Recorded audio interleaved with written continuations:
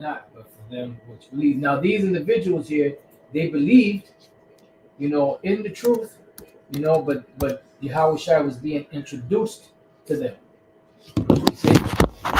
They were going to Jerusalem. They were keeping the laws and the best of their ability. They were doing things that Israel was doing, but they weren't acquainted with the Messiah. So when the disciples, which became apostles, started speaking in tongues, that was to draw them in, to really let them know about Yahweh Shai. That's why they were like amazed, like what's going on here? Okay. Verse 7, it says, and they were all amazed and marveled, saying one to another, behold, are not all these which speak Galileans? Mm-hmm.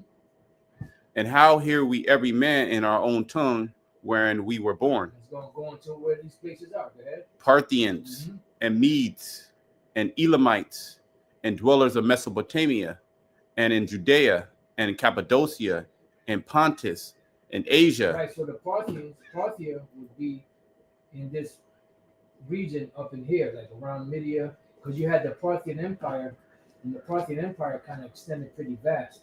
But here on this map, you have Parthia all the way over here, but the Parthians, they encompass all of this area.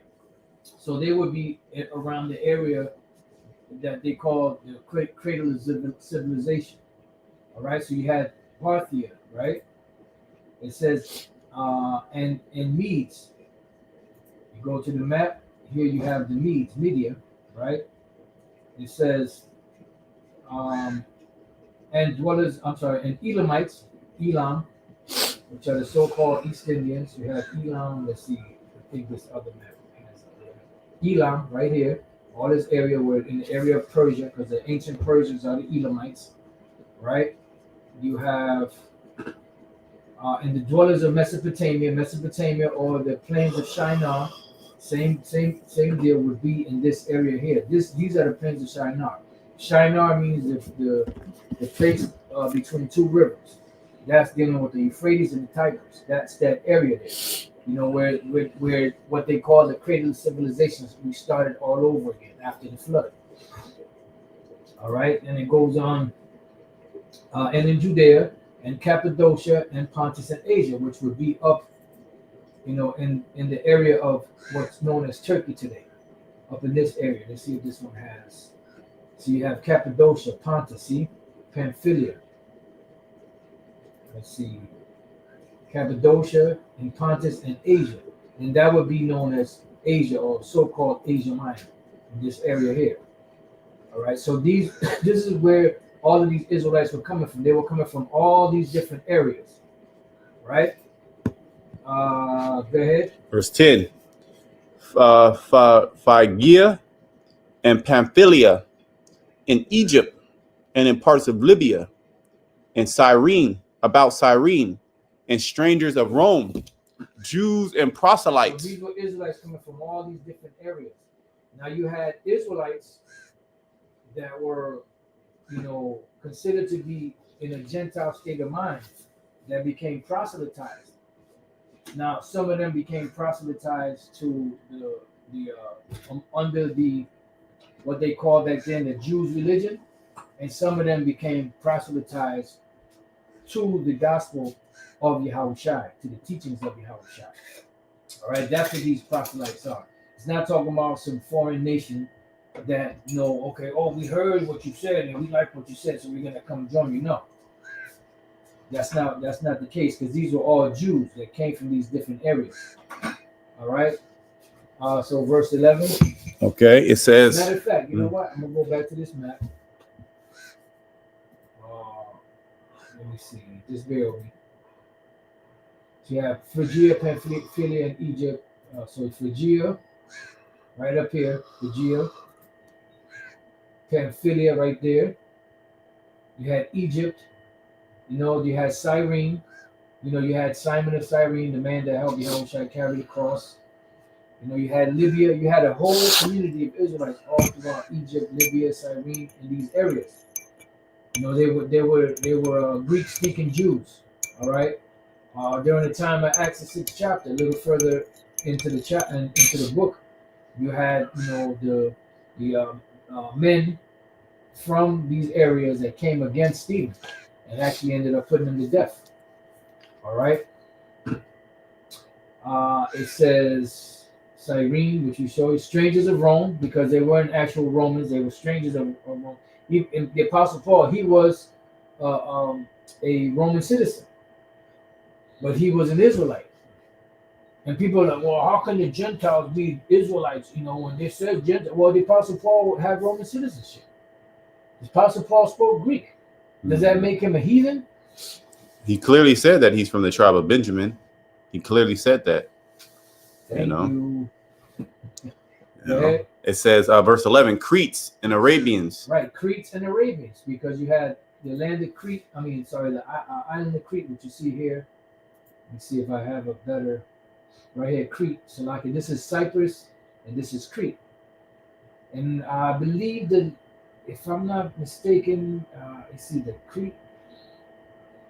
No, there's you have Malta also, which is another island in the Mediterranean. But you had the Crete, you had Cyprus here. You know, you had the island of Malta. You know, you had Sardinia. And matter of fact, speaking of Sardinia, you had one of those Roman emperors sent, I believe it was about 4,000 Israelite troops to Sardinia. So a lot of them Sardinians today there are Israelites. All right. So go ahead. Yep. It says, Cretes and Arabians, we do hear them speak in our own tongues the wonderful works of the Most High. Right. And even in the land of Arabia, you have a lot of Israelites. Yep. How about that? You have a lot of Israelites all up in these areas. You want to say something? Oh, them you know, so-called Arabs. You know, the so-called Arabs. You got a good population of them. I don't know the percentage. You know, only the Most High knows. Yep. You know, of our people scattered amongst them, and they look like them, and they speak the language, and they worship their gods. But you know, through lineage, they actually go back to Abraham, Isaac, and Jacob. That's it. You know, and they actually, you had Israelites that knew they were Israelites that were living in those lands, and they came to Jerusalem to worship. And they knew, you know, they spoke the Arabic tongue or whatever it may be, you know. That's right. That's right. All right. So now, the individual vocab said you had the Ethiopian eunuch, right? And pretty much he's saying he's a heathen, and that's a bunch of caca. Let's go to Isaiah 11:11 now. God. You know, and then after that, if you have anything, hit some point. If not, you know, God. That's like the main point. The main point is that the Israelites were dispersed. They were scattered. And this is what these devils are trying to get away from. They're playing on the fact that it says Ethiopia. It says out of every nation under heaven. And the average person that doesn't have an understanding of the scriptures, that, you know, the Israelites were scattered among all these nations, would be lost. And that's where they were coming from, Pamphylia and Phrygia and all these different places. Right? Yep. Isaiah 11:11, and it shall come to pass in that day that the Lord will set his hand again the second time to recover the remnant of his people, which shall be left. Right, because they were scattered abroad among all these different nations. Okay?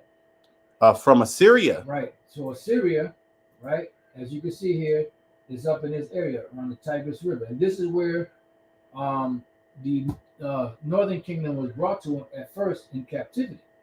You know, in this area here. And then eventually they got up into the Euphrates River, down into the Persian Gulf, down into the Indian Ocean, around Africa, the bottom of Africa, and came over to the Americas. All right. And how did they know how to get there? Because of King Solomon, his navy, and the navy of Hiram. You know, the Sidonians, or Phoenicians. Go ahead. And from Egypt. And from Egypt. You see Egypt right here. Go ahead. And from Pathros. Now, Pathros is a little lower down in Egypt, somewhere around this area here. You have Pathros, another part of Egypt. They in some maps they'll tell you the land of Pathros is right up in this area. And even when you look up the word Pathros or the name Pathros, it tells you it goes back to Egypt. Go ahead. And from Cush. From who? Cush. Kush. Let's see what Kush is. Because some people don't know. Is that Kush or is that blue Kush? Blueberry Kush? Damn. You know, what is that? The Kush? What Kush is that? Is it cushion? Well, this is why you have to look words up. The word is kawash, which is a Hebrew word. And the word kawash goes back to, it says here, black. The land occupied by the descendants of Cush, located around the southern parts of the Nile, Ethiopia. So the Lord says he's going to return the second time to recover the remnant of his people. And one of the places he will recover them from is where? The land of Cush, Ethiopia. Mm-hmm. You see, there's another one. Damn, where is that? My suppliant, Ethiopia, my suppliant.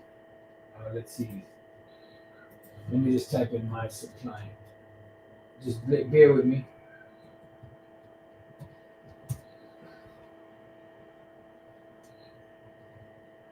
Nope. Let me try. Let me just type in suppliant. See if that comes up that way.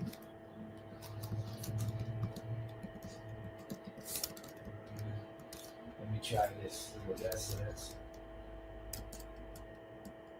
Nope. It's in the Old Testament.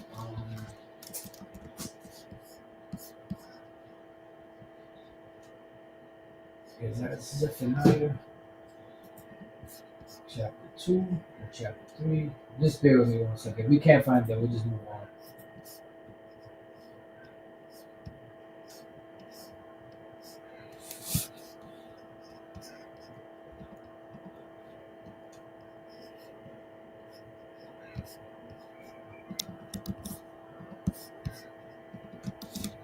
Let me try one more. And if not, we'll move on.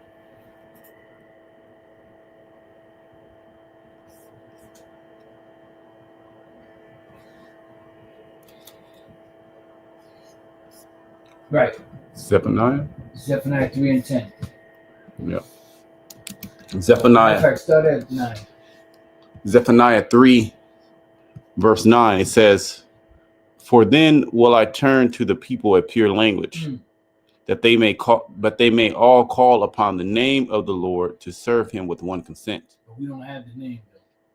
That's in the kingdom, Ak. We don't have his name right now.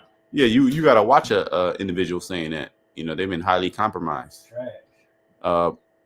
For beyond the rivers of Ethiopia, my suppliants, even the daughter of my dispersed. From the what? From beyond the rivers of Ethiopia, my suppliants, even the daughter of my dispersed. Mm-hmm. No, go ahead. Shall bring mine offering. Now we're gonna look up the word Ethiopia. God. Make sure maybe it's something. Maybe it's a different word. Maybe the word Ethiopia is gonna say something else. So we go to the Hebrew. It's Kawash. Kawash, which goes back to Cush, right? Kawash, Cush, right? Mm-hmm. Then it goes here. It says a Benjamite mentioned only in the title of Psalm 7. The son of Ham. You had the son of Ham. The people descended from Cush. So you had Israelites that were called Cush, but you had Israelites dispersed in the land of Ethiopia, which is Cush. Mm-hmm. And then when we look up the word dispersed, matter of fact, I look up the word suppliants just to see what that says. I thought suppliant worshiper. See, like when you supply, you supplicate, praying to the Lord, you're begging the Lord. So you're gonna have Israelites within that area, in that region, that's gonna be praying to the Lord. You know. And if you want to say something, Okay. Yeah. And then the last word we're going to look up is the word dispersed. The daughter of my dispersed. The word is pawatazah. The word pawatazah is to scatter, be dispersed, be scattered. So these were the Israelites that were scattered among the nations. And one of the places that they were scattered in was in Cush or Ethiopia. Yep. So that Ethiopian eunuch that was coming to Jerusalem to keep the feast was an Israelite. They can't answer those questions, And you got Vocab. He knows he knows what it is, but he's set up to deceive. So he has to keep that. He has to keep that well thought of lie going. And in that clip, like you were just noticing, that you just made a reference to how he's just making it up as you go. You could just tell he's just kind of like looking up in the sky, kind of trying to put words together to make it sound right, to keep you in that slavery Christianity. Well, you got to think about the gospel and You know, not really telling you what it is, not really explaining to you, just throwing out little key words that, you know, to draw you in through emotion. Yeah. You know, and the average Jake out there is not studied. They're not learned. They don't look things up. So they're deceived very easily because they're sheep. You know, so anything someone will say that sounds good or sounds prolific, especially somebody that looks like a so-called white man, they're gonna jump all over it. Mm-hmm. You know, they're gonna accept it. And especially because they don't have the spirit of Yahweh Shema Shai, Boom. you know, what ties everything together. Because you can be part of the elect and not know the truth yet, right? But there'll be certain doctrines that you'll hear and it just won't sit right with your spirit until you finally hear the truth, and then that's when you're drawn in. Right. So let's go back to Isaiah. Isaiah 11. God. So we read Cush. So that Ethiopian eunuch was an Israelite. That was in that area, that was dispersed. This is why he came to Jerusalem, because the Spirit was drawing him, Mm-hmm. and he had a pretty good position. You know, he was, I believe, he was the treasurer of the queen. Mm-hmm. So he was paid, but he still was compelled to come to Jerusalem to keep the feast of the Lord, just like Nehemiah. Nehemiah was the king's cupbearer. So he was up there. Mm-hmm. You know, he was also the governor over Israel. But he was still compelled, you know, to plead the cause of his people. He could have just chilled. Yeah. I'm good. I'm doing good. Moses, yeah. Hebrews 11 chapter, rather suffer with the children of Israel than to enjoy sin for a season. That's it. You know? Yeah, then you have from Elam, which you had Israelites in Elam, and from Shinar. Where's Shinar? Shinar is the plains of Shinar, which you have in this area down here. They call Babylonia, you know, in the area of Mesopotamia. This area here, that was the plains of Shinar when you go back to Genesis the 10th chapter. So you had Israelites scattered everywhere, man. Mm-hmm. Go ahead. And from Hamath. Hamath, that was in. Damn, I just had looked it up too. Principal. Oh yeah, Syria. That's right. I forgot for a moment there. But this is in the land of Syria. You know, Hamath, Hamath, which is up in this area up here. This is Syria. You had Hamas up in this area, Hamath. So you had Israelites all over the place. So they were coming from so-called Asia Minor. They were coming from Greece. They were coming from Rome. They were coming from Spain. They were coming from Babylon. They were coming from Persia. They were coming from Media. They were coming from Parthia and all these different regions around here. They were coming from Egypt, you know, and Cyrene, you know, and Libya. You know, they were coming from Pathros, from Ethiopia. They were all coming from where were they going? They were all going to Jerusalem to keep the feast of the Lord. And when you look at the Ethiopian eunuch, he was on his way back from the feast. And Philip met him. Yep. But these are deep concepts that you're not going to learn in Christianity, because Christianity has a worldview that God loves everybody. So they push out the children of the promise, the Israelites. And because the scriptures say Gentile and nation and Greek, you know, and barbarian, they don't have the spiritual understanding that it's our people that were scattered amongst those nations that a lot of them forgot their heritage. But in this case, you had Jakes that were living in those other nations that knew they were Israelites too. You had that as well, you know. When we read verse 12, it says, and he shall set up an ensign for the nations, and shall assemble the outcasts of Israel. Yeah, the ensign is what? Banner, which is what? The truth. That's it. The word is nas. Something lifted up. Standard. What did Yahweh Shai said? If I be lifted up, I will draw all men unto me. That's it.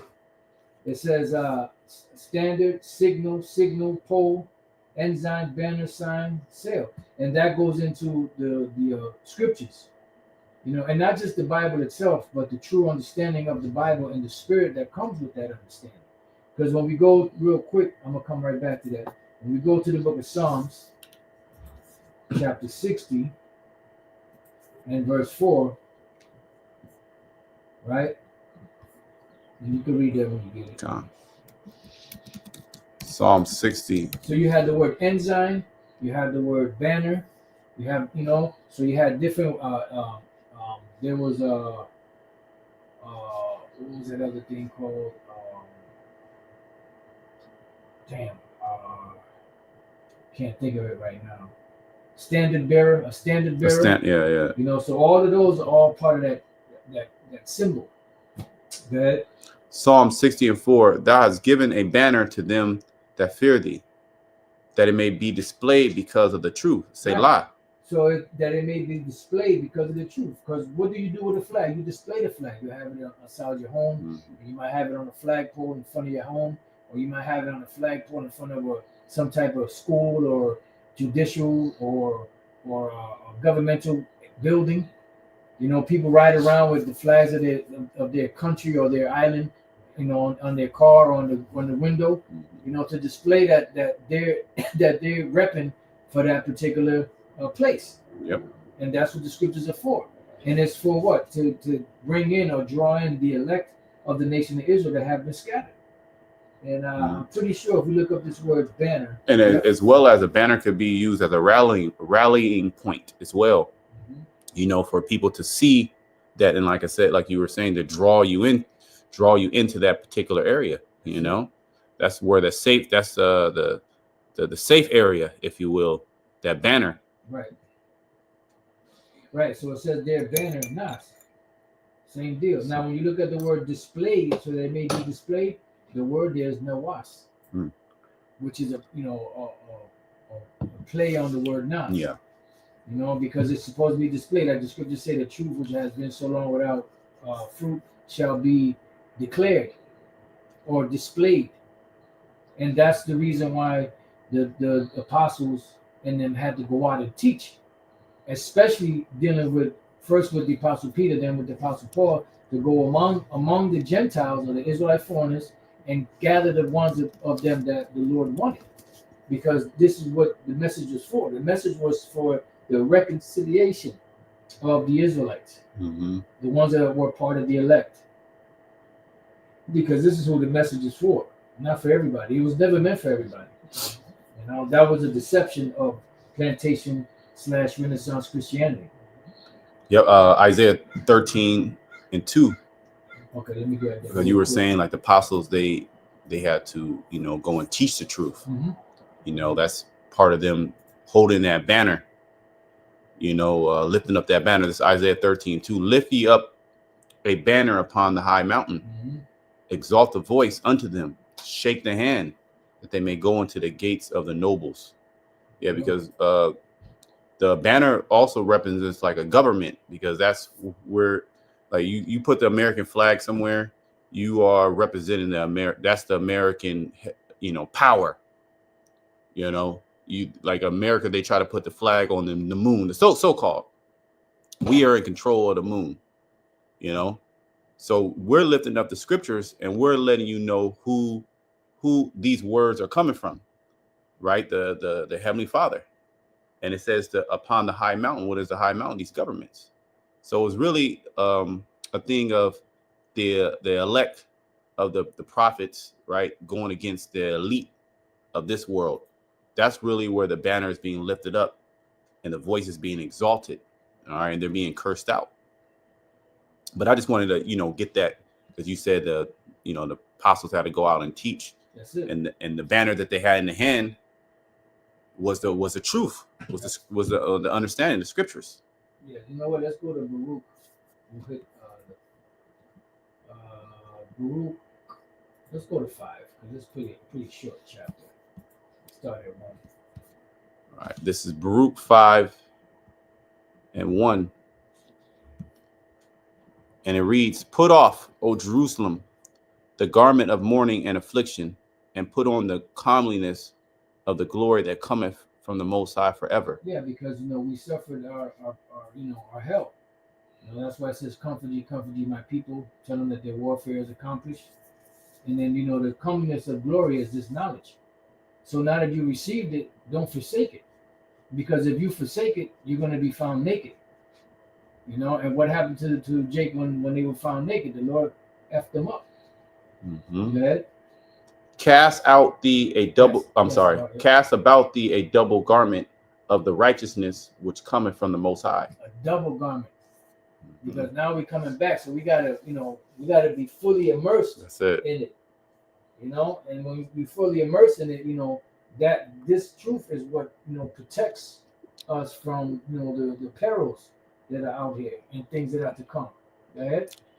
Yep, it says, and set a diadem on thy head of the glory of the everlasting. Yeah, because so people can see it.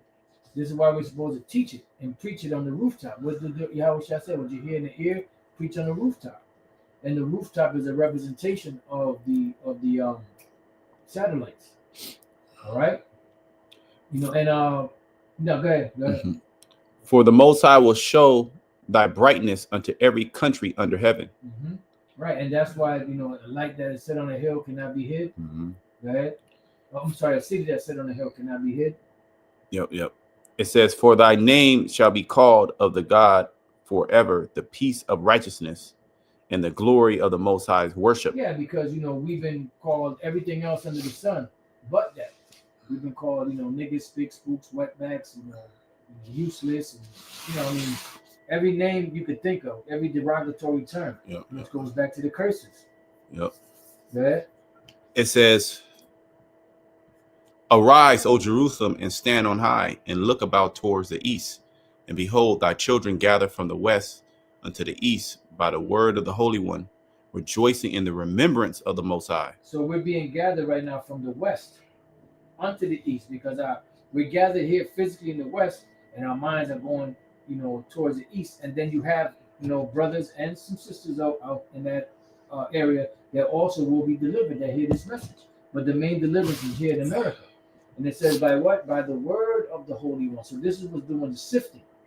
This is what's gathering and going among these nations and gathering the Israelites from among these nations. And that's why you see some brothers coming in looking like the other nations. And a lot of individuals out there getting offended and emotional about it. And we've said that before, when the Israelite foreigners start coming in and they start coming in looking like these straight up nations, a lot of these individuals are going to be offended. Mm-hmm. Even in Great Millstone. Yeah, that's true. It says, rejoice in what? In the remembrance of the Most High, like the lesson we did earlier. Rejoicing in the remembrance of the Most High. And this is what the word is to do, to bring us back into acquaintance or reconciliation with our power, Yahweh and his son Yahweh Shai. Yep. Yeah? For they departed from thee on foot and were led away of their enemies. Mm-hmm. But the Most High bringeth them unto thee exalted with glory as children of the kingdom. Yeah, because the chariots are going to come, mainly Yahweh Shai's chariot, and gather his elect and bring the elect back to Jerusalem in style. Uh-huh. We left on foot. We coming back. The Lord's gonna have the elect pull up. That's it. On Jerusalem, in style. Fuck a limousine. Mm-hmm. You ain't seen nothing like this. This thing is equipped.